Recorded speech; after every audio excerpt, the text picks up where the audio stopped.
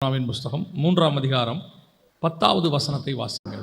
அவர்கள் தங்கள் பொல்லாத வழியை விட்டு திரும்பினார்கள் என்று தேவன் அவருடைய கிரியைகளை பார்த்து தாம் அவர்களுக்கு செய்வேன் என்று சொல்லியிருந்த தீங்கை குறித்து மனஸ்தாபப்பட்டு அதை செய்யாதிருந்தார். இன்னொரு வசனத்தையும் வாசிங்க. எஸ்தரின் புஸ்தகம் 5ஆம் அதிகாரம் 3வது வசனத்தை வாசிங்க. ராஜா அவளை நோக்கி, எஸ்தர் ராஜாத்தியே, உனக்கு என்ன வேண்டும்? நீ கேட்கிற மன்றாட்டு என்ன? நீ ராஜ்யத்தில் பாதி மட்டும் கேட்டாலும் உனக்கு கொடுக்கப்படும் என்றான். யோனா தீர்க்கதரிசன புஸ்தகம் 3ஆம் அதிகாரம் 10வது வசனத்திலும் எஸ்தரின் புஸ்தகம் 5ஆம் அதிகாரம் 3வது வசனத்திலும் ரெண்டு முக்கியமான காரியங்களை பார்க்கிறோம். ரெண்டுமே ஒரு ஜெபத்திற்கான பதில். அங்கே தேவன் அவர்கள் செய்த ஜெபத்தை பார்த்து மனஸ்தாபப்பட்டு அவர்கள் மேல் வருவேன் என்று சொன்ன தீங்கை வராதபடி கர்த்தர் நிறுத்தினார் என்று சொல்லி பார்க்கிறோம். எஸ்தரின் புஸ்தகம் 5ஆம் அதிகாரத்தில் ராஜா எஸ்தரை பார்த்து சொல்லுகிறார், உன்னுடைய மன்றாட்டு என்ன? நீ ராஜ்யத்தில் பாதி கேட்டாலும் உனக்கு கொடுக்கப்படும் என்று சொன்னான். இங்கே ரெண்டுமே ஒரு ஜபத்துக்கான பதில். ஏதோ ஒரு காரியத்தை அவர்கள் கேட்க வந்திருக்கிறார்கள், ரெண்டுத்திற்கும் பதில் கிடைக்கிறது. இந்த ரெண்டுத்திற்குமான பதில் எப்படி கிடைக்கிறது, எதனால் கிடைச்சது அப்படிங்கிறது தான் நாம் இப்போ பார்க்க போகிறோம். பொதுவாக நாம் ஜெபிக்கிறது எதற்காக? நாம் ஜெபம் பண்ணுறது அப்படின்னு இருக்கு. இந்த ஜபத்தில் பல முக்கியமான காரியங்கள் இருந்தாலும் ஒன்று நீங்கள் புரிந்து கொள்ள வேண்டும். நம்ம ஆண்டவருக்கு பேரே ஜெபத்தை கேட்கிறவரே, மாம்சமான யாவரும் உம்மிடத்தில் வருவார்கள். அவருக்கு ஒரு பேர் உண்டு, என்னென்னா ஜெபத்தை கேட்கிறவரே அப்படின்னு இருக்கு. அப்போ நம்ம ஜெபத்தை ஏறெடுக்கும் போது நமக்கு ஒரு நம்பிக்கை இருக்கிறது, நம்முடைய ஜெபத்திற்கு தேவன் பதில் தருகிறார் அப்படின்னு சொல்லி. ஆனால் தேவன் பதில் தருகிறார் என்பதற்கு நமக்கு உத்தரவாதம் இருக்குதா அப்படின்னு கேட்டிங்கன்னா, சில ஜெபம் கொஞ்சம் நாள் கழித்து நமக்கு பதில் கிடைக்கும். ஆனால் பதில் கிடைக்கும் அப்படிங்கிறதுக்கு ஒரு உத்தரவாதம் உண்டு. உதாரணமாக நான் உங்களுக்கு சொல்கிறேன். இப்போது ஒரு காலேஜுக்கு சீட்டுக்கோ மெடிக்கல் சீட்டுக்கோ நீங்கள் அப்ளிகேஷன் போட்டிங்கன்னா சீட்டு கிடச்சிருச்சா இல்லையான்னு தெரியாது. ஆனால் அப்ளிகேஷன் எங்ககிட்ட வந்துருச்சுன்றதுக்கு என்ன பண்ணுவாங்கன்னு கேட்டிங்கன்னா, ஒரு அக்னாலஜ்மெண்ட் கார்டு ஒன்று அனுப்பிவிடுவாங்க. அது நமக்கு வந்துருச்சுன்னா என்ன அர்த்தம்? இது என்ன ஆயிடுச்சு, நான் சொன்ன விண்ணப்பம் அங்கே போயிடுச்சுன்னு அர்த்தம். அந்த கன்ஃபர்மேஷன் வந்து முதல்ல நம்ம ஜபத்துக்கான ஃபஸ்ட்டு ஸ்டெப். முதல்ல இதுவே நமக்கு தெரியுமா, நான் பண்ணுற ஜபம் தேவன்கிட்ட போகுதா? அதுக்கப்புறம் தான் என் ஜபத்துக்கு பதில் வருது. அது கால நிலையை பொறுத்து. சில ஜபம், இப்போ நீங்கள் ஆண்டவரே எனக்கு குழந்தை இல்லைப்பா, குழந்தை தாங்கப்பான்னா அதுக்கான பதில் நமக்கு எப்படி ஒரு மாதம் கழித்து தான் தெரியும். ஆண்டவருக்கு பதில் கொடுத்தா கூட நமக்கு என்ன செய்யும், ஒரு மாதமோ 2 மாதமோ கழித்து தெரியும். சில ஜபத்துக்கு சில வருஷம் கழித்து கூட தெரியும். ஆனால் சில ஜபம் உடனே தெரியும், இமிடியேட்டாக. ஒருத்தன் வந்து ஆண்டவர்கிட்ட விண்ணப்பம் பண்ணுறான், தாவீதின் குமாரனே எனக்கு இறங்கும். அந்த ஜபத்துக்கு உடனே அங்கே என்ன செய்யுது, பதில் கிடைக்குது. சில ஜபத்துக்கு உடனே பதில் கிடைக்கும், சில ஜபத்துக்கு கொஞ்சம் நேரம் எடுக்கும், நாட்கள் எடுக்கும், சில ஜபம் வருஷங்கள் கூட எடுக்கும். இப்போ உதாரணமாக தானியேல் ஜெபம் பண்ணுறார், எப்பொழுது எங்கள் சிறையிருப்பு திரும்பப்படும் அப்படின்னா 70 வருஷம் கழிச்சு அப்படின்னு தெரியுது அவருக்கு. அப்போ 70 வருஷம் கழிச்சு தான் அது என்ன ஆகும், அந்த ஜபத்துக்கு பதில் கிடைக்கும். அந்த மாதிரி ஒவ்வொருத்துக்கும் ஒரு காலகட்டம் இருக்குது. ஆனால் நமக்கு ஒரு நிச்சயம் இருக்கிறது, நம்முடைய தேவன் எல்லா ஜபத்துக்கும் பதில் கொடுக்குறார். அவர் பதில் கொடுக்காத ஜபமே இல்லை. சில ஜபத்துக்கு பதில் இல்லை என்பது கூட இருக்கும். நீங்கள் தேவ சித்தத்தின்படி கேட்டிருக்க மாட்டீங்க. ஆனால் அதுக்கு ஒரு பதில் என்னென்னா, உனக்கு என்ன இல்லை, இது இல்லைன்றது கூட ஒரு பதில் தான். நம்ம எப்போவுமே ஆமாங்கிறதான் பதிலாக வச்சுருக்கிறோம். நம்ம போய் கேட்குறதெல்லாம் கத்தரை என்ன பண்ணிடணும், கொடுத்துடணும். நம்ம கேட்டதை அவர் கொடுக்கலன்னா அந்த ஜபத்துக்கு பேர் என்னது, ஆண்டவர் எனக்கு என்ன செய்யலை, செவி சாய்க்கலை, எனக்கு அவர் பதிலே சொல்லலை. இல்லை, அவர் பதில் சொல்லியிருக்கிறார். என்ன பதில் சொல்லியிருக்கிறாருன்னா, உனக்கு தரமாட்டேன்னு பதில் சொல்லியிருக்கிறார். அதுவும் ஒரு பதில், தரமாட்டேங்கிறதும் ஒரு பதில். கவனிங்க. அப்போது ஒரு மிஷினரி, அந்த அம்மா வந்து பிறந்தபோது நடந்த சம்பவம். அவங்க மிஷினரி அப்புறம் தான் இந்தியாவுக்கு வந்தாங்க. பிறந்தபோது நடந்த சம்பவம், அவங்க கண்ணுடைய கருவழி மட்டும் கருப்பு கலரில் இருக்குமா. பொதுவாக அந்த ஊர்க்காரங்களுக்கெல்லாம் ப்ளூ கலரில் இருக்கும். நமக்கு கருப்பாக ப்ரௌனாக இருக்கிற மாதிரி அவங்க ஊர்க்காரங்களுக்கெல்லாம் ப்ளூவாக இருக்கும். அந்த அம்மாவுக்கு மட்டும் கருப்பாக இருக்கும். அப்போ கூட படிக்கிறவங்கெல்லாம் அவரை ரொம்ப கிண்டல் பண்ணியிருக்கிறாங்க, ஏன் உன் கண்ணு மட்டும் கருப்பாக இருக்குது, எதனால் அப்படின்னு சொல்லி அவரை ரொம்ப கேவலமாக பேசியிருக்கிறாங்க. இப்போ அந்த அம்மா கிட்டத்தட்ட அந்த வாலிப பிராயத்திலிருந்து ரொம்ப வருஷமாக ஜெபம் பண்ணுறாங்களா ஆண்டவர்கிட்ட, எனக்கு இந்த கருப்பாக இருக்கிறத ப்ளூவாக மாற்றி கொடுங்க ஆண்டவரே, ப்ளூவாக மாற்றி கொடுங்க ஆண்டவரேன்னு சொல்லி. ஆனால் அந்த ஜெபத்துக்கு பதில் வரவே இல்லை, அது கருப்பாக தான் இருக்குது. அவங்களும் ரொம்ப ஃபெட்டப் ஆகிட்டாங்க. சரி, நம்ம ஜபத்துக்கு என்ன செய்யாது, பதில் வராது அப்படின்னு சொல்லிட்டு ஃபெட்டப் ஆகிட்டாங்க. ஒரு நாள் வந்தது, அவங்க மிஷினரியாக ஒப்பு கொடுத்து இந்தியாவுக்கு வந்தாங்க, குறிப்பாக தமிழ்நாட்டுக்கு வந்தாங்க. இங்கே வந்து ஊழியத்தை தொடங்கின போது இங்கே நம்ம எல்லாருமே கருப்பு கண்ணு உடையவங்க. அது மட்டும் இல்லாமல் நம்ம கலர்லாம், தோல் கலர்லாம் கருப்பு. அவங்க என்ன பண்ணுவாங்களா, நம்மள ஒருத்தராக தன்னை காட்டணும், அப்போ தான் பழக முடியும்னு சொல்லி புடவை கட்ட பழகிட்டாங்களாம். அது மட்டும் இல்லாமல் நம்ம சரீரத்தில் என்ன பண்ணுவாங்களாம், கறி எடுத்து பூசிப்பாங்களாம். பூசிட்டு கூடுமான வரைக்கும் தன்னை கருப்பாக்கி கொள்வாங்களாம். ஆனால் என்ன ஒரு விசேஷம்னா, அவங்கள எதை மாற்ற முடியாதுன்னா கண்ணு மட்டும் என்ன செய்ய முடியாது, அன்னைக்கு இந்த லென்ஸ் எல்லாம் கிடையாது, மாற்ற முடியாது. ஆனால் அவங்க எதுக்காக அதுக்கப்புறம் கத்தரை சோத்திரம் பண்ணாங்கன்னா, நல்ல வேளை என் கண்ணு என்னவா இருக்குது, கருப்பாக இருக்குது. ஏன்னா அன்றைக்கி கண்ணை வச்சு தான் பார்ப்பாங்களாம். அப்போ கருப்பாக இருக்குது. அப்போ அந்த ஜபத்துக்கு கத்தர் என்ன செய்யல, பதில் கொடுக்கல. சில ஜபத்துக்கு கத்தர் பதில் கொடுக்கலனாலும் அதில் நன்மை இருக்கிறது என்று அர்த்தம். அல்லேலூயா. அப்போ நமக்கு ஒன்று புரியணும், நம்ம ஜபம் எல்லாத்துக்கும் கத்தர் பதில் கொடுக்குறாரு, இல்லை என்பதும் ஒரு பதில், எல்லாத்துக்கும் பதில் கொடுக்குறாரு. அதனால தான் ஜபத்தை கேட்கிறவரேன்னு இருக்கு. ஆனால் இங்கே நம்ம வாசித்த வசனத்தில் யோனா புஸ்தகத்திலையும் எஸ்தர் புஸ்தகத்துக்கும் 2 வித்தியாசம் இருக்கு. ஒன்று, இங்கேயும் கத்தர் பதில் கொடுக்கிறார், அங்கேயும் கத்தர் பதில் கொடுக்கிறார். ஆனால் அந்த பதில் கொடுக்கிற விஷயத்தில் ஆண்டவர்கிட்ட சில அந்த முறையில் சில மாற்றங்கள் தெரிகிறது. என்ன மாற்றம் தெரிகிறது அப்படின்னு சொன்னால், முதலாவது வாசிங்க, யோனாவின் புஸ்தகம் 3ஆம் அதிகாரம் 6வது வசனத்தை வாசிங்க. இந்த விஷயம் நினிவேவின் ராஜாவுக்கு தெரிந்தபோது அவன் தன் சிங்காசனத்தை விட்டு எழுந்து தான் உடுத்தியிருந்த வஸ்திரத்தை கலைத்து போட்டு இரட்டை உடுத்தி கொண்டு, நல்லா கவனிங்க, அவன் போட்டிருந்த வஸ்திரத்தை என்ன பண்ணிட்டான், மாற்றிட்டான். ராஜ வஸ்திரத்தை மாற்றி விட்டு அவன் ஒரு வஸ்திரத்தை போட்டுக்கொண்டான். அந்த வஸ்திரம் இரட்டை உடுத்தி கொண்டு இருக்கு. ரட்டு அப்படின்னா ஆங்கிலத்தில் சாக்லாத் அப்படின்னு சொல்லுவாங்க. சாக்லாத் அப்படின்னா நமக்கு புரிகிறபடி நான் உங்களுக்கு சொல்கிறேன். அது என்னன்னு கேட்டிங்கன்னா, இந்த கோணி பையில் செய்யக்கூடியதான மாதிரி ஒரு துணி, ஈஸியாக புரியறதுக்காக உங்களுக்கு சொல்கிறேன். அது குறிப்பாக யார்கள் போடுவாங்கன்னா, அந்த காலத்தில் அடிமைகள் போடுவாங்க. அந்த காலத்தில் வேலைக்காரங்க குறிப்பாக ரொம்ப அடிமையாக இருக்கிறவங்களுக்கு ஒரு பெரிய சாக்லாத் மாதிரி அந்த கோணி பையில் 2 பக்கம் கையை விட்டால் எப்படி இருக்கும், தலையை உள்ளே விட்டு 2 கை விடுறதுக்கு மாதிரி செஞ்சு ஃபுல்லாக போட்டிருப்பாங்க. அதுதான் அடிமைகள் ட்ரெஸ்ஸு, ஃபுல்லாக இருக்கும். அதுக்கு பேர் ரட்டு. அப்படி ஒரு ட்ரெஸ்ஸை ராஜா போட்டுட்டு போய் தேவ சமூகத்தில் உட்காந்து ஆண்டவர்கிட்ட நோக்கி கெஞ்சுறான். இவன் யாருன்னு கேட்டிங்கன்னு சொன்னால், நினிவேயின் ராஜா. நினிவே என்பது வேதத்தின்படி தேவ ஜனங்கள் அல்லாதவர்கள். ஆண்டவருக்கு எல்லா ஜனங்களும் பொதுதான், ஆனால் உடன்படிக்கைக்கு வெளியே இருக்கிறவர்கள்னு அர்த்தம். இந்த உடன்படிக்கைக்கு வெளியே இருக்கிற ஜனங்கள் ஒரு காலத்தில் தப்பு செய்யும் போது அவர்களுக்கும் கத்தர் வாய்ப்பு கொடுக்குறார் மனம் திரும்புறதுக்கு, அவங்களுக்கும் சொல்றார். அப்படி சொல்லும் பொழுது அவர்கள் உடனடியாக அந்த ராஜா கேட்டு தன் சிங்காசனத்தை விட்டு எழுந்து, அவன் உடனடியாக அந்த இடத்தை விட்டு வந்துட்டான். தனக்கு ஒரு ஸ்தானம் இருக்கு, நான் ஒரு நாட்டுடைய ராஜா அப்படிங்கிறதெல்லாம் விட்டுட்டு அப்படியே முழுவதுமாக தன்னை தாழ்த்துகிறான். எந்த ரேஞ்சுக்கு தாழ்த்துறான்னு கேட்டீங்கன்னா, அடிமையின் இடத்துக்கு தன்னை தாழ்த்துகிறான். தாழ்த்தி அந்த இரட்டை உடுத்தி கொள்ளுகிறான். உடுத்தி கொண்டு தேவ சமூகத்தில் வந்து உட்காந்து அழுகுறான். இரவும் பகலும் 40 நாள் அவன் வந்து அப்படியே புசியாமலும் குடியாமலும். அதை விட பெரிய விஷயம் என்னன்னு கேட்டிங்கன்னா, கீழே சொல்லுது, அவன் மட்டும் இல்லையா, அவன் ஊரில் இருக்கிற எல்லாரும், அதையும் தாண்டி ஆடு மாடு கூட. வசனம் சொல்லுது யோனாவின் புஸ்தகம் 3ஆம் அதிகாரத்தில், மனுஷரும் மிருகங்களும் ரட்டினால் மூடிக்கொண்டு எல்லாத்தையும் மூடுறான்ட்டான். எல்லாமே நாங்கள் அத்தனை பேரும் அடிமைகள் ஆண்டவரே உமக்கு முன்பா. இது ஜெபத்துக்கு பதில் பெற்றுக் கொள்வதற்கான ஒரு வழி, தன்னை தாழ்த்துவது. நீ எப்பேற்பட்ட ஆளா இருந்தாலும் தன்னை தாழ்த்துவது என்பது எந்த அளவுக்கு தாழ்த்துறோம் அப்படின்னு கேட்டா, அடிமையின் ரூபத்துக்கு தாழ்த்தணும். எவ்வளவு தன்னை தாழ்த்துகிறோமோ அந்த அளவுக்கு மேல இருக்கிறவர்கிட்ட என்ன பண்ண முடியும், நீங்க ஜெபத்துக்கு பதில் வாங்க முடியும்னு அர்த்தம். நல்லா கவனிச்சு பார்த்தீங்கன்னா, நம்ம ஊர்லேயே நீங்கள் பார்க்கலாம், போலீஸ் உங்களை நிறுத்தி உங்ககிட்ட லைசன்ஸ்லாம் இல்லைன்னு வச்சுக்கோங்க, அடுத்த வார்த்தை அவங்க சொல்கிறது என்ன தெரியுமா, வண்டியை விட்டு இறங்கு. நம்ம வண்டியை விட்டு இறங்கி நிற்கிற தோரணையே மாறிடும். நம்ம கிராஜுவேட் முடிச்சிருக்கிறோம், நமக்கு சொந்த வீடு இருக்குது, அதெல்லாம் இல்லை, லைசன்ஸ் இல்லை, ஆட்டோமேட்டிக்காக நம்ம என்ன பண்ணிடுவோம், வண்டியை விட்டு இறங்கிடுவோம்.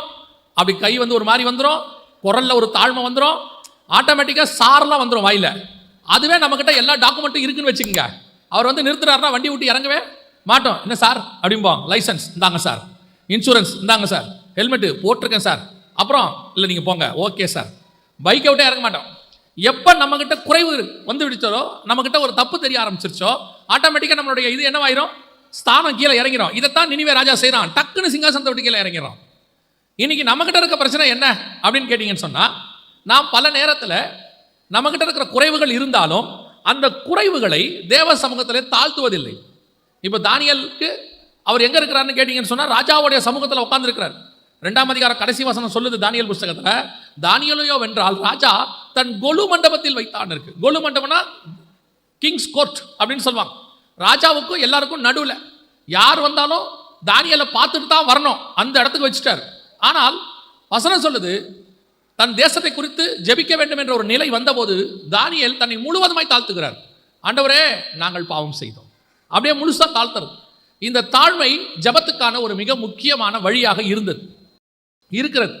நாம தாழ்த்தணும், எந்த அளவுக்கு தாழ்த்துறோமோ அந்த அளவுக்கு கிடைக்கும். நாம் இன்னைக்கு ஒரு சிலர் ஜபத்தில் கூட தன்னை தாழ்த்துறதில்ல, ஜபத்தில் கூட பெருமை. அந்த ஐஸ்வர்யவான் ஜோமன் நான் பாருங்க, ஆண்டவரே அவனை மாதிரி நான் இல்லைப்பா, அவன் தான் யாரு? பாவி, நான் நீதிமான். தானியேல் சொல்றான், நாங்கள் பாவம் செய்தோம், நான் பாவி ஆண்டவரேங்கிறான். இது ஜபத்தை பெற்றுக்கொள்வதற்கான ஒரு வழி, ரட்டை உடுத்தி கொள்வது. ரட்டு என்பது அதோடைய மிக முக்கியமான விஷயம் என்னன்னு கேட்டிங்கன்னா துக்கம், தாழ்மை.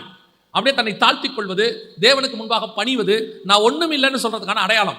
ராஜ வஸ்திரம் தரிச்சிருக்கிறவன் நம்ம காலில் போட்டு மிதிக்கிற கோணி சாக்கு அதை தூக்கி தன்னுடைய ட்ரெஸ்ஸாக போட்டுக்கிறான். அப்படின்னா என்ன அர்த்தம்?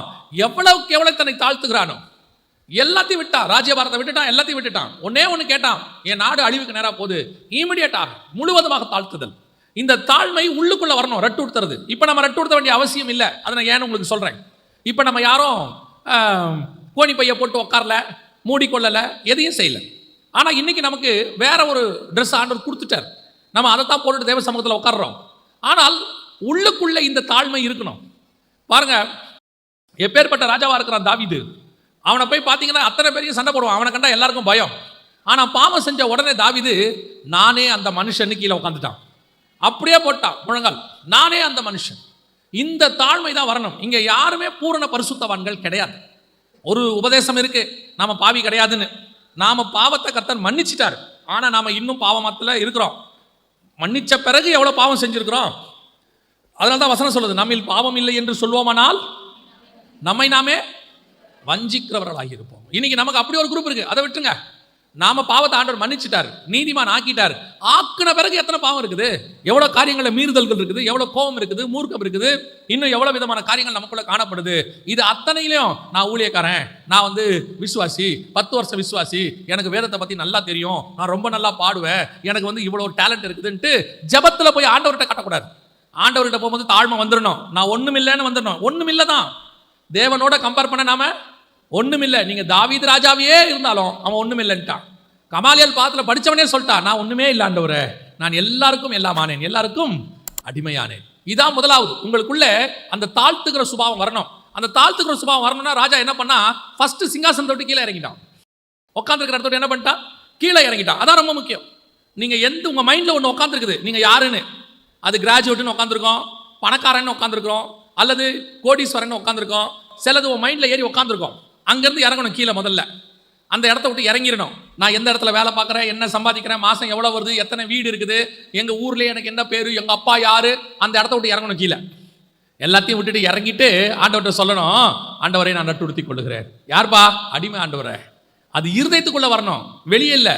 அது பழைய ஏற்பாடு, சாக்கை உடுத்தி கொள்வது. அதே நேரத்தில் புதிய ஏற்பாடு, நமக்கு ஆண்டவர் ஒரு அடையாளத்தை வச்சிருக்கிறார். நாம எப்படி போய் நிற்கணும்? வாசிங்க, எஸ்தரின் புஸ்தகம் 5ஆம் அதிகாரம் 1ஆம் வசனத்தை வாசிங்க. 3ஆம் நாளிலே எஸ்தர் ராஜ வஸ்திரம் தரித்து கொண்டு, இந்த விண்ணப்பத்துக்கு அந்த அம்மா போற ஸ்டைல் பாருங்க. இப்போ யோனாவுடைய ராஜா, அவர் யாரு? ராஜா. அந்த ராஜா தேவன்கிட்ட பதில் வாங்கிறதுக்கு ரட்டை உடுத்தி கொண்டு போனார்னு பார்க்கிறோம். ஆனா இங்க ராஜ வஸ்திரத்தை தரித்து கொண்டு எஸ்தர் வந்தாள்னு பார்க்கிறோம். இதுக்கும் காரணம் இருக்கு. இப்போ இவ யாரு? அந்த தேசத்துக்கு அடிமை பெண், அடிமையாக கொண்டு வரப்பட்டவள், இஸ்ரவேலிலிருந்து அடிமையாக கொண்டு வரப்பட்டவள். மொர்தெக்காய் அடிமையாக கொண்டு போகப்பட்டவர், அவருடைய அண்ணன் பொண்ணு தான் இவ. ஸோ இவங்களும் அடிமையாக இருந்தவங்க தான் எஸ்தர் ஒரு காலத்தில். ஆனால் எஸ்தர் இப்பொழுது ராஜாவுக்கு ஒரு விண்ணப்பத்தோடு கூட போகிறாங்க. போகும்போது அவங்க ஒரு வேலை செய்கிறாங்க, ராஜ வஸ்திரத்தை தரித்து கொண்டு போனாள். அதோடைய அர்த்தம் என்ன? நான் அடிமையாக வந்திருக்கலாம், ஆனால் இன்னைக்கு ராஜா என்னை மாற்றி ராஜஸ்திரீயாக உட்கார வைத்திருக்கிறார். வாசிங்க எஸ்தரின் புஸ்தகம் 2:17. ராஜா சகல ஸ்திரீகளை பார்க்கிலும் எஸ்தர் மேல் அன்பு வைத்தான், எஸ்தரின் மேல் அன்பு வைத்தான், சகல கன்னிகைகளை பார்க்கிலும் சகல கன்னிகைகளை பார்க்கிலும் அவனுக்கு அவன் சமூகத்தில் அதிக தயையும் பட்சமும் கிடைத்தது. ஆகையால் அவன் ராஜ கிரீடத்தை அவள் சிரசின் மேல் வைத்து அவளை வஸ்தியின் ஸ்தானத்திலே பட்டத்து ஸ்திரீயாக்கினான். இப்போ 2ஆம் அதிகாரத்துல பட்டத்து ஸ்திரீ ஆயாச்சு. இப்போ இந்த அம்மா என்ன ஆயிட்டாங்க? ராஜஸ்திரீ, வஸ்தியின் ஸ்தானத்துக்கு வந்தாச்சு. ஆனா அடிமை பெண். ஒரு காலத்துல அடிமை பெண்ணா இருந்தவங்க தான் ராஜா அன்பு வைத்து அவள் மேல பாசம் வைத்து அவளை கொண்டு மேல உட்கார வச்சுட்டான். இப்போ ராஜா உட்கார வச்சாச்சு. இப்போ ஒரு விண்ணப்பம் வருது. இப்போ எஸ்தருக்கு தெரியுது, ராஜா கிட்ட நான் போய் அந்த விண்ணப்பத்துக்கு பதில் வாங்கணும்னா பழையபடி நான் அடிமையின் ரூபத்தில் போனா, ரட்டுடுத்திக்கிட்டு போனா, ஒரு அடிமையா கொண்டு வரப்பட்டவள் அந்த ஸ்தானத்தில் போனா பதில் கிடைக்குமா? இல்ல ராஜ வஸ்திரம் தரிச்சுக்கிட்டு போய் ராஜாக்கு முன்னாடி நின்னா பதில் கிடைக்குமா? இதான் இப்ப 2வது ஸ்டேஜ். ஒரு காலத்தில் நாம் அடிமையாக இருந்தது உண்மை. அந்த தாழ்மை இன்னும் இருதயத்தில் இருக்கணும். எப்பவும் ஒரு காரியத்தை அடிக்கடி ஆண்டவர் உணர்த்துவார். எப்பேற்பட்ட ராஜாவானாலும் சரி, தாவீது பெரிய ராஜாவாயிட்டான், ஆனா ஒண்ணு மட்டும் அவன் மைண்ட்ல இருந்துகிட்டே இருக்கும். அடிக்கடி சொல்லுவான், ஆடுகளுக்கு பின்னால் அலைந்து கொண்டிருந்த என்னை. அவன் சொல்லுவான், என்னுடைய குடும்பம் ஆடுகளுக்கு பின்னால் அலைந்து கொண்டிருந்தது. அதை திருப்பி திருப்பி சொல்றது தப்பு கிடையாது. ஏன்? கர்த்தர் எதிர்பார்க்கறது என்ன? ஆதியிலே கொண்டிருந்த அன்பை விட்டா என்று உன் பேரில் எனக்கு ஒரு குறை உண்டு. பழச மறந்துடாத, எங்கிருந்து வந்தோன்றத மறந்துடாதீங்க. இன்னைக்கு கர்த்தர் நம்மளை ராஜஸ்திரியா உட்கார வச்சிருக்கிறார். கர்த்தர் நம்மளை ஆசீர்வச்சிருக்கிறார். நம்ம ஊர்ல, ஏரியால, ஜனங்களுக்கு முன்பாக, ஊழியத்துல எல்லாத்துலயும் ஆசீர்வச்சிருக்கிறார். ஆனா நீங்க இறங்கி திருப்பி அந்த அடிமையின் வஸ்திரத்தை தரிக்கணுங்கிற அவசியம் கிடையவே கிடையாது. கர்த்தர் மாத்திட்டார், ஆசீர்வதிச்சிட்டார். ஆனா உள்ளுக்குள்ள இருக்கணும், நான் யாரு அப்படின்னு. நமக்கும் இயேசு கிறிஸ்துக்கும் என்ன வித்தியாசம் பார்த்தீங்கன்னா, இயேசு அடிமையின் ரூபம் எடுத்து வந்திருக்கிறார். ஏன்னா அவர் சிலுவையை சுமக்கணும். ஆனா உள்ளுக்குள்ள அவர் என்னவா இருக்கிறார் தெரியுமா? ராஜாவாக இருக்கிறார். எந்த இடத்துலையும் தான் ராஜாங்கிற ஸ்தானத்தை விட்டு கொடுக்க மாட்டார். ஒரு இடத்துல வந்து பிலாத்து கேட்பாரு, யூதருக்கு ராஜாவா? அவர் சொல்லுவாரு, நீ சொல்லுகிறபடி தான். அவர் சொல்லல, இல்லைங்க இவங்க எல்லாம் என்ன பிடிச்சு கொண்டு வந்துட்டாங்க, பார்த்து செய்யுங்கன்னு சொல்லல. அவர் சொன்னார், ஆமாயா நான் யூதருக்கு ராஜா தான். எந்த இடத்துல தன் ஸ்தானத்தை விட்டு கொடுக்க மாட்டார். அவருடைய நடை, அவருடைய தோரணை, அவர் வெளியே பார்க்கறதுக்கு தேவ ஆட்டுக்குட்டி, பலியாக போற ஆட்டுக்குட்டி, ஆனா உள்ளுக்குள்ள அவர் என்னவா இருக்கிறாரு? ராஜாவாக இருக்கிறார். நமக்கு என்ன பிரச்சனைனா, இப்ப கர்த்தர் நம்மளை என்னவா மாத்திட்டாரு? ராஜாக்களும் ஆசாரியருமாய் மாத்திட்டார். உள்ளுக்குள்ள மாத்திட்டாரு. வெளியே நம்ம என்னவா தான் இருக்கிறோம். இன்னும் இந்த உலகத்தில் இருக்கிற சாதாரண மனுஷராக தான் இருக்கிறோம். நம்ம ஆட்களுக்கு இப்ப என்ன பிரச்சனைனா, உள்ளுக்குள்ள ராஜாவா இருக்கணும், வெளியே பார்க்கறதுக்கு தாழ்மையா இருக்கணும். இப்ப இங்க இருக்கிறவங்களுடைய பிரச்சனை என்னன்னா, நிறைய பேருக்கு வெளியே ராஜா மாதிரி இருக்கணும், உள்ளுக்குள்ள தாழ்மையா இருக்கணும்ன்ற எண்ணம் இல்லை. வெளியும் தாழ்மை இல்லை, உள்ளியும் தாழ்மை இல்லை. வெளியே பார்க்கும்போது நான் யார் தெரியுமா? ராஜாவுடைய பிள்ளை, இயேசுவினுடைய பிள்ளை. அதனால நான் இருக்கிறதுலே பெஸ்ட் கார் வச்சுப்பேன், பெஸ்ட் ட்ரெஸ் போட்டுப்பேன், நான் இருக்கிறதுலே காஸ்ட்லி கிரெடிட் கார்டு வச்சுப்பேன். இது என்ன சுபாவம் தெரியாது. அப்பேற்பட்ட ராஜாவே அடிமையின் ரூபம் எடுத்துட்டார். இப்ப நம்மள என்ன சொல்லியிருக்கிறாரு? நீ வா, விண்ணப்பத்துக்கு எங்கிட்ட வா. வரும்போது எப்படி வா? நீ அடிமையாக என்னிடத்தில் வராத, நான் உன்னை அடிமைத்தனத்துல வந்து மீட்டுட்டேன். இப்ப நீ எப்படி வரணும் தெரியுமா? ராஜாவுடைய மனைவியாக, மனவாட்டியாக வந்து நிக்கணும் என் முன்னாடி. ராஜாவுடைய மனவாட்டியாக வந்து நின்னா நீ கேட்கிற வேண்டுதல் உனக்கு சொல்லப்படும், நீ கேட்கிற காரியம் உனக்கு தரப்படும். அதனால்தான் ராஜா எஸ்தருக்கு நல்லா தெரியுது, நான் என்ன ட்ரெஸ் போட்டு போனா ராஜா என்ன கிட்ட கூப்பிடுவார்னு எனக்கு தெரியும். ஏன்? நான் யார் தெரியுமா? ராஜகுமாரத்தி. அந்த ராஜ வஸ்திரத்தை தரித்து கொண்டு வந்து நின்றாள். நம்ம ஒன்று வாங்கணும்னு முடிவு பண்ணிட்டோம்னா நம்மளை எவ்வளவு பரிதாபமா காட்டணுமோ அவ்வளவு பரிதாபமா காட்டுவோம். ஆனா எஸ்தர் அப்படி இல்லை. நான் உங்ககிட்ட இருந்து பதில் வாங்க முடிவு பண்ணிட்டேன் ராஜா, ஆனா நான் இப்ப எப்படி வரப்போறேன் தெரியுமா? பாவமா வந்து உங்க முன்னாடி நிக்க போறதில்ல, ஒரு பாவியாக தேவனிடத்துல கேட்க போறதில்ல. எப்படி கேட்க போறது தெரியுமா? ஒரு பிள்ளையாக தகப்பனிடத்துல கேட்க போறோம். அதுக்கு தான் இயேசு ஜெபம் பண்ணும்போது சொல்லி கொடுத்தாரு, பரமண்டல இருக்கிற எங்கள் பிதாவே, அப்பான்னு கூப்பிடும்பார். நீ அந்த அப்பான்னு கூப்பிட்டு கேள. அப்பான்னு கூப்பிட்டு கேட்டுட்டீங்கன்னா அவர் எதையும் கொடுக்க வல்லமை உள்ளவராக இருக்கிறார். அல்லேலூயா. லூக்கா எழுதின சுவிசேஷம் 15ஆம் அதிகாரத்துல 12வது வசனம் வாசிங்க. அவர்களில் இளையவன் தகப்பனை நோக்கி, தகப்பனே, ஆஸ்தியில் எனக்கு வரும் பங்கை எனக்கு தர வேண்டும் என்றான். அந்தபடி அவன் அவர்களுக்கு தன் ஆஸ்தியை பங்கிட்டு கொடுத்தான். அப்பா கிட்ட வந்து என்ன கேட்கிறான் பையன்? ஆஸ்தியை பங்கிட்டு கொடுங்கன்னு கேட்கிறான். ஆனா கேட்கும் போது எப்படி கேட்டான் தெரியுமா? தகப்பனேன்னு கேட்டான். அங்க கேட்கும் போது பாருங்க, பையன் கெட்டவன் கொண்டு போய் ஆஸ்தியை என்ன பண்ண போறான்? அழிக்க போறான்னு அப்பாவுக்கு நல்லா தெரியும். தெரிஞ்சாலும் ஒரு வார்த்தை பேசாம அப்பா என்ன பண்றாரு? ஆஸ்தியை கொடுக்கிறார். இதுக்கு பின்னாடி நிறைய விஷயம் இருக்குது. இந்த இடத்துல அப்பா செஞ்சது சரியா அப்படின்னு கொஞ்சம் கவனிச்சு பாருங்க. எந்த தகப்பனா இருந்தாலும் பையன் வந்து கேட்கும் போது அவன் தப்பான விஷயத்துக்கு பயன்படுத்த போறான்னு சொன்னா அப்பா என்ன செய்வார்? கண்டிப்பா கொடுக்க மாட்டாரு. இல்லைன்னா குறைஞ்சபட்சம் என்ன பண்ணுவாரு? ஒரு அட்வைஸ் பண்ணுவார். டே, இது கஷ்டப்பட்டு சம்பாரிச்சதுரா, இதை கொண்டு போய் அழிச்சிடாத, இது ரொம்ப பின்னாடி நீ ரொம்ப கஷ்டப்படுவ, இதெல்லாம் சொல்லுவார். சில அப்பா சொல்வார், நான் சம்பாரிச்சது ஒத்த பைசா கொடுக்க முடியாது போடான்றவர். ஆனா இவன், இந்த தகப்பன் ஒன்றையும் சொல்லவில்லை. அவன் வந்து கேட்கிறான், ஆஸ்தியை பிரிச்சு கொடுங்கன்னு கேட்கிறான். இளையவன் தகப்பனை நோக்கி, தகப்பனே, ஆஸ்தியில் எனக்கு வரும் பங்கை எனக்கு தர வேண்டும் என்றான். உடனே அவன் அந்தபடியே அவன் அவர்களுக்கு தன் ஆஸ்தியை பங்கிட்டு கொடுத்தான். ஏன் ஒண்ணுமே சொல்லல? ஒண்ணுமே சொல்லல. அதோடைய காரணம் என்ன தெரியுமா? அவன் கேட்கறதுக்கு முன்னாடி ஒரு வார்த்தையை யூஸ் பண்றான். என்ன யூஸ் பண்ண தெரியுமா? தகப்பனேங்கிற வார்த்தையை யூஸ் பண்றான். அப்பா, எனக்கு ஆஸ்தியை பிரிச்சு கொடுத்துருங்க. பைபிளில் ஆண்டவர் சொல்லியிருக்கிறாரு, என் நாமத்தினாலே நீங்கள் எதை கேட்டாலும் நான் உங்களுக்கு தருவேன். பல நேரத்தில் உங்களுக்கெல்லாம் ஒரு சந்தேகம் வருது. நிறைய ஊழியக்காரங்க இதில் வழி விலகி போகிறாங்க. என்ன சந்தேகம் தெரியுமா? இப்போ சில ஊழியக்காரங்க சொல்லி கொடுக்குறாங்க, வீடு கேளு, காரு கேளு, அப்புறம் வந்துட்டு நகை கேளு, சொத்து கேளுன்னு சொல்கிறாங்க. அவங்க கேட்குறாங்க, கிடைக்குதா இல்லையா? கிடைக்குது. இதை பார்க்கும்போது நம்மளை மாதிரி இருக்கிற சில ஊழியர்களுக்கு என்ன தோணுதுன்னா, இப்போ ஆண்டவர் எப்படி அவங்களுக்கு அதெல்லாம் தராரு? ஆண்டவர் வந்து பைபிளில் கீழானவைகள் அல்ல மேலானவைகளையே நாடுங்கள்னு சொல்லியிருக்கிறார். ஆனால் இப்போ இவங்க கீழானதை நாடுறாங்க, கேட்குறாங்க, ஆனால் கேட்ட காரியம் கிடைக்குது. இந்த வசனத்தின் அடிப்படையில் அவங்க இயேசுவின் நாமத்தில் கேட்குறாங்க. என்ன கேட்குறாங்க? இயேசுவின் நாமத்தில் எனக்கு வீடு கொடுங்க, இயேசுவின் நாமத்தில் எனக்கு கார் கொடுங்க. அந்த நாமத்தில் எதை கேட்டாலும் கிடைக்கும்.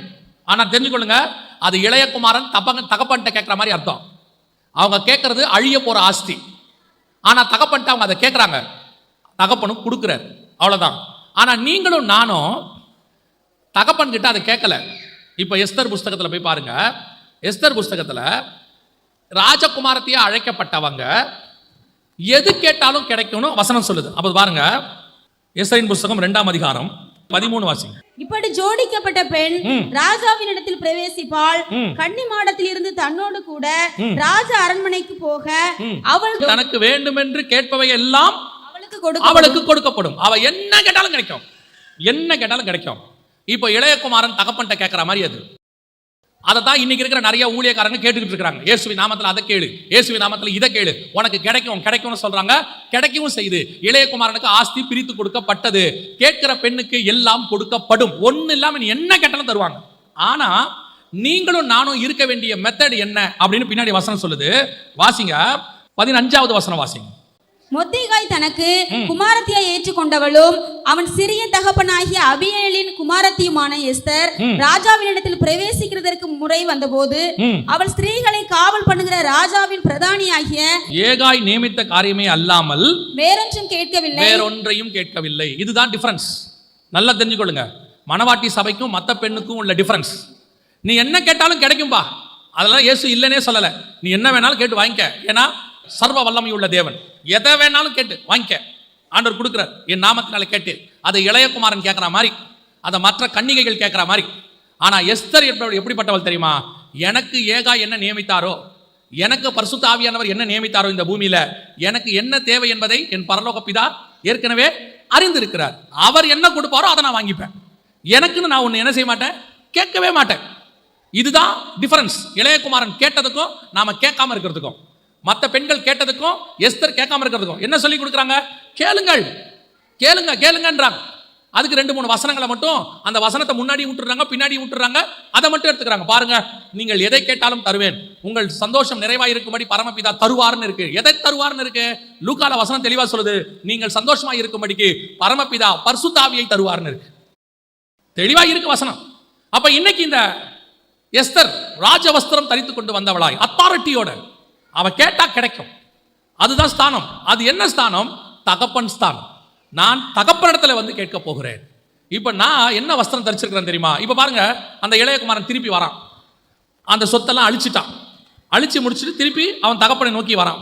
வரும்போது அவன் என்ன சொல்றான் பாருங்க, வாசிங்க. 15ஆம் அதிகாரம் 20-21 வாசிங்க. குமாரன் தகப்பனை நோக்கி, தகப்பனே. இப்ப திருப்பி பாவ மன்னிப்பு கேட்கறான். கேட்கும் போது எப்படி கேட்கறான்? தகப்பனேன்னு கேட்கறான். அழியிற சொத்தை கேட்கும் போதும் தகப்பனேன்னு கேட்டான். அழிச்சு முடிச்சுட்டு திருப்பி மன்னிப்பு கேட்கும் போது எப்படி கேட்கறான்? தகப்பனேன்னு கேட்கறான். அந்த தகப்பன்கிற ஸ்தானம் இருக்கு பாத்தீங்களா, அதுதான் இம்பார்ட்டன்ட். இப்ப நீங்களும் நானும் ராஜவஸ்திரம் தரித்த எஸ்தரை போல தேவனுக்கு முன்பாக பிள்ளைகள் என்கிற ஸ்தானத்தில் வந்து நிக்கிறோம். இந்த ஸ்தானத்தில் வந்து நின்னா கண்டிப்பா உங்கள் ஜபத்திற்கு ஆண்டவர் பதில் கொடுக்க வல்லமை உள்ளவராக இருக்கிறார். அல்லேலூயா. நீங்க என்ன ஜபத்தோட வந்து நிக்கிறீங்களோ அதை பரலோகம் பார்க்குது. அது என்ன ஜபான்றது அப்புறம் பார்த்துக்கலாம். ஆனா வரும்போது எப்படி வரணும் தெரியுமா? தகப்பனுங்கிற ஸ்தானத்துல வரணும், அப்பாங்கிற ஸ்தானத்துல வந்து கேட்கணும். இன்னைக்கு நிறைய பேர் புதிய ஏற்பாட்டில் தாழ்த்துறோங்கிற பேர்ல பழைய ஏற்பாட்டுடைய காரியத்தை எடுத்துக்கிட்டு ஆண்டவர்கிட்ட வந்து சொல்றாங்க, ஆண்டவரே நான் ஒரு குப்பை. ஆண்டவர் நினைப்பாரு, என் பையனை என் பொண்ணை ரத்தத்தால கழுவி பிள்ளையா மாத்திட்டேன், ஆனா அது இன்னும் குப்பையாவே இருக்குது. ஆண்டவரே நான் ஒரு கழுதை. எதுக்கு சொல்றாங்கன்னா, எருசலேமில் இயேசு கழுதையில் நுழைஞ்சாராம். அந்த கழுதை யாராமா? இவங்களாமா. அதுக்கு தாழ்த்த, ஆண்டவரே நான் ஒரு குப்பை, நான் ஒரு கழுதை அப்படின்னு ஆண்டவர் சொல்றாரு. எப்ப பையனா மாறுவ? இன்னும் கழுதையாவே இருக்கிறியே, எப்ப நீ என் குமாரனும் குமாரத்தியுமாய் மாறுவீர்கள்? நீங்கள் உங்களை தாழ்த்துகிறது குற்றம் அல்ல, தாழ்மைங்கிற பேர்ல நீங்க ரொம்ப மோசமா போறீங்க. இப்ப நம்ம போய் நான் குப்பை, நான் கழுதை, நான் பரலோகம் பார்த்துட்டே இருக்குது. நீ இருந்தது உண்மைப்பா, ஒரு காலத்துல குப்பையா இருந்த, அடிமையா இருந்த, குப்பையிலேருந்து நான் உன்னை உயர்த்திட்டேன். இன்னைக்கு உன்னை எங்க கொண்டு வந்து நிறுத்திட்டேன்? மகன் மகள் என்கிற இடத்துக்கு கொண்டு வந்து நிறுத்திட்டேன். நீ ராஜவஸ்திரம் தரிச்சுக்கிட்டு வா, அப்ப வந்து நில்லு. உன் வேண்டுதல் என்னவோ அது உனக்கு கொடுக்கப்படும். தகப்பன் நீ கேட்டு பாரு, நீ அழிக்கிறத கேட்டாலும் சரி, பாவ மன்னிப்பு கேட்டாலும் சரி, தகப்பன் கொடுப்பதற்கு வல்லமை உள்ளவராக இருக்கிறார். தேவனாகிய கர்த்தர் உங்களையும் என்னையும் நம்முடைய பிள்ளைகளாக பார்க்கிறார். நீங்க ஜெபம் பண்ணுங்க, நல்லது. கூடி வந்து ஜெபம் பண்ணுங்க, அழுது ஜெபம் பண்ணுங்க, வேணான்னு சொல்லல. ஆனா எப்படி ஜெபம் பண்ணணும் தெரியுமா? ஒரு தகப்பன் கிட்ட பிள்ளை கேட்கிற மாதிரி அத்தாரிட்டியோட கேட்கணும். ஆண்டவரே எனக்கு இது வேணும் ஆண்டவரே. ஆனா கேட்கறது எதுன்றது அப்புறம். ஆனா கேட்கறவங்க எப்படி இருக்கணும்ன்றதை இப்ப நம்ம பார்த்துக்கிட்டு இருக்கிறோம். என்ன கேட்கறோங்கிறது அடுத்து. கேட்கறவங்க என்ன எப்படி இருக்கணும்? அத்தாரிட்டி. பிள்ளை தகப்பன்ட்ட கேட்கிற மாதிரி போய் கேட்கணும். ரெண்டாவது அங்கே சொல்ற அடுத்த விஷயம் என்ன அப்படின்னு சொல்லி பாருங்க. வாசிங்க, யோனாவின் புஸ்தகம் 3ஆம் அதிகாரம் 10வது வசனத்தை வாசி. அவர்கள் தங்கள் பொல்லாத வழியை விட்டு திரும்பினார்கள் என்று தேவன் அவருடைய கிரியைகளை பார்த்து. பொல்லாத வழிகளை விட்டு திரும்பினார்கள் என்று தேவன் நம்பல. உடனே அவங்க திரும்பிட்டாங்கப்பா ஓகே அப்படி சொல்லல. அடுத்த வசனம் என்ன சொல்லுது? தேவன் அவர்கள் பொல்லாத வழிகளை விட்டு திரும்பினார்கள் என்று கிரியைகளை பார்த்து. 40 நாள் பார்க்கிறார். முதல் நாள் சொல்லியாச்சு, இந்த மாதிரி நினிவே அழிய போகுது அப்படின்னு. உடனே ராஜா இம்மிடியட்டா கீழே இறங்கிட்டான், ரட்டு உடுத்திட்டான், வஸ்திரம் போட்டாச்சு, சாம்பல்ல உட்காந்துட்டான், எல்லாரையும் போட சொல்லிட்டான். எல்லாம் ஓகே தான். இதெல்லாம் இந்த ஆரம்பத்தில் ஒரு ஃபோர்ஸ் வந்து ஒன்று கேட்ட உடனே தீர்மானம். ஆண்டவர் பார்க்குறாரு, நினிவேக்காரங்களும் அதே மாதிரி தான். ஃபர்ஸ்ட் டே போய் யோனா சொன்ன உடனே ஓகே ரைட் உடுப்பா, நம்ம ரட்டு உடுத்துவோம், சாம்பல்ல உட்காருவோம், கேட்போம். ஆண்டவர் பார்க்குறாரு, முதல் நாள் கொஞ்சம் வேகமாக தான் இருக்கானுங்க, 2வது நாள் பார்ப்போம், 2வது நாளும் அப்படியே இருக்கிறாங்க, 3வது நாள் பார்ப்போம், 3வது நாள் அப்படியே இருக்கிறாங்க. அப்போ ஆண்டவர் பார்க்குறாரு, தொடர்ந்து அவர்கள் கிரியைகளிலே அவர்கள் தங்கள் நீதியை வெளிப்படுத்துகிறார்கள். இன்னைக்கு நாம வெளிப்படுத்துறோமா? எடுக்கிற தீர்மானத்தில் நிற்கிறோமா? ஊழியத்தில் எத்தனை தீர்மானம் எடுத்திருக்கிறீங்க? செஞ்சிருக்கிறீங்களா? இனிமேட்டு இதெல்லாம் செய்வேன் நீங்களே செஞ்சீங்களா? ஆவிக்குரிய வாழ்க்கையில் எத்தனை தீர்மானம்? நம்ம அவன் ரேஞ்சுக்கு அவங்கவுங்க தீர்மானம். சின்ன பிள்ளைங்க அவங்க தீர்மானம். பையன் எழுதி வைப்பான், இன்றையிலிருந்து டைம் டேபிள்லாம் போட்டு ஒட்டி வைப்பான். ஒரு முதல் மேக்ஸ் படிப்பேன், 2வது சயின்ஸ் படிப்பேன், எல்லாம் போட்டிருப்பான். அதுக்கப்புறம் அதை பார்க்கவே மாட்டான். அவ்வளோதான், பீரோல எழுதி ஒட்டியிருப்பான். சில பசங்கள்லாம் பார்த்தா என்ன படிக்க போறான். இன்னும் சிலர் பண்ணியிருப்பான், இந்த வருடம் 400 மார்க் எடுப்பேன்னு. 200 சொச்சம் தான் வந்திருக்கும். என்னடா ஆச்சு? எழுதுனதோட சரி. இன்னைக்கு கிரியை இல்லாத விசுவாசம்.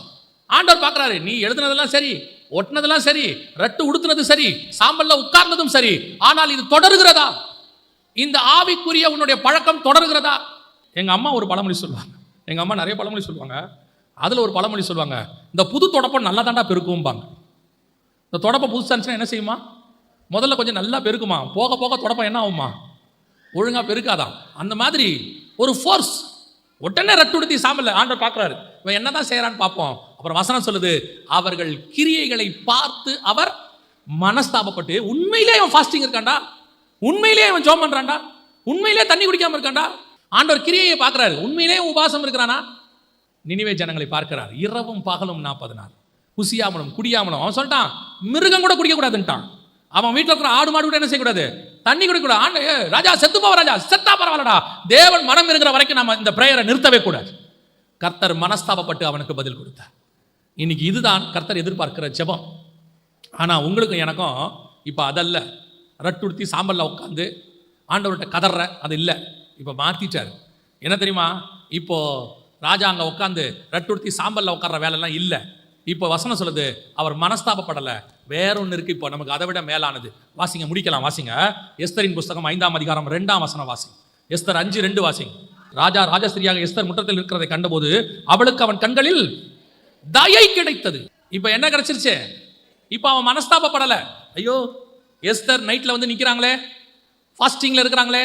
3 நாள் எஸ்தர் ஃபாஸ்டிங். அதுக்கு முதன வசனம் பார்த்தீங்கன்னா 16வது வசனத்தில், நீர் போய் சூசானில் குடியிருக்கிற யூதரையெல்லாம் கூடி வர செய்து 3 நாள் அல்லும் பகலும் புசியாமலும் குடியாமலும் எனக்காக உபவாசம் பண்ணுங்கள், நானும் என் தாதிமாரும் உபவாசம் பண்ணுவோம்.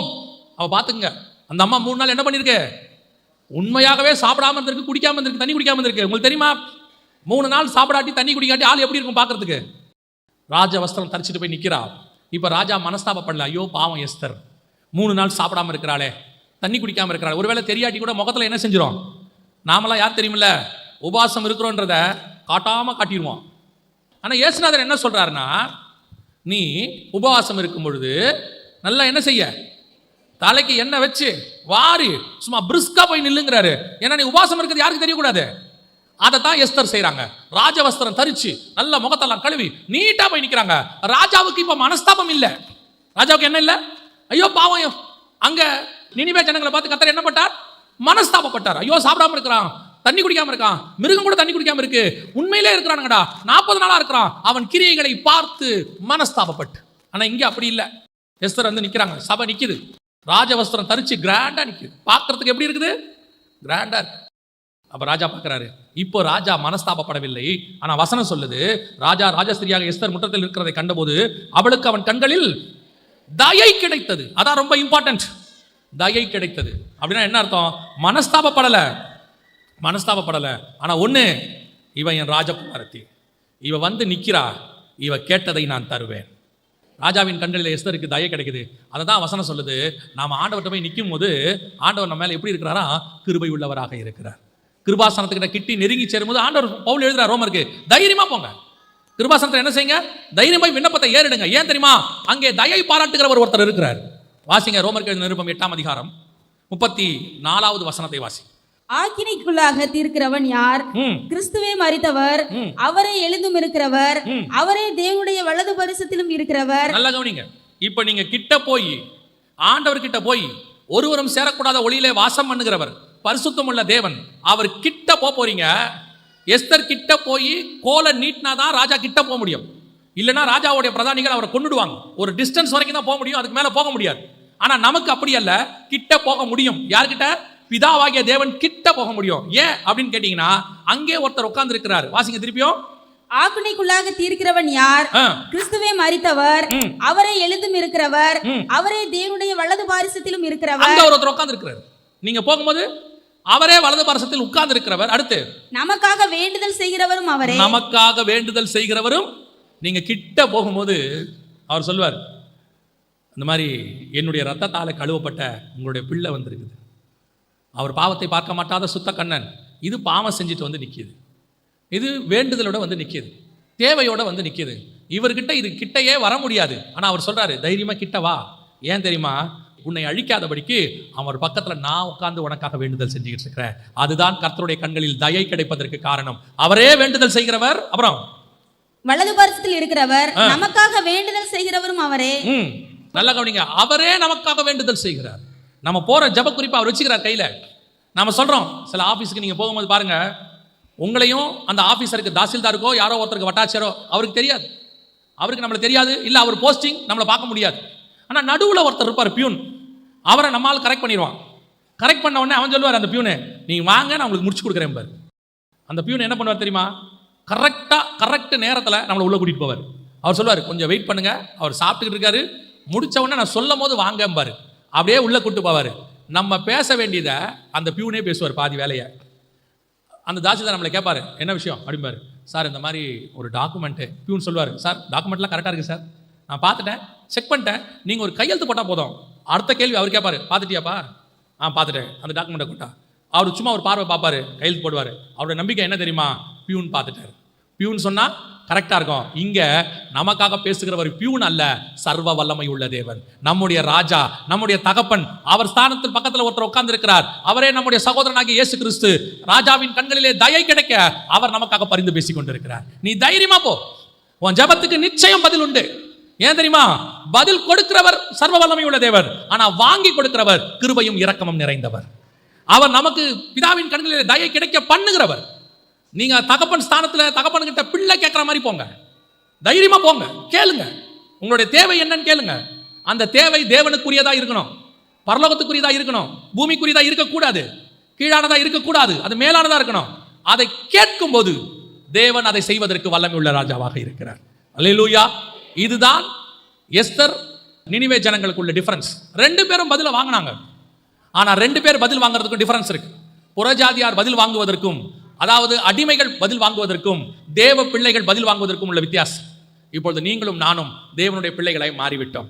உங்களுக்கும் எனக்கும் பதில் கொடுக்க போகிறவர் நிச்சயம் கொடுப்பார். அவர் கொடுப்பதற்கு சில காரியங்கள் இருக்கிறது. அதை நீங்களும் நானும் செய்தால் கர்த்தர் நமக்கு பதில் கொடுப்பதற்கு வல்லமை உள்ளவராக இருக்கிறார். அல்லேலூயா.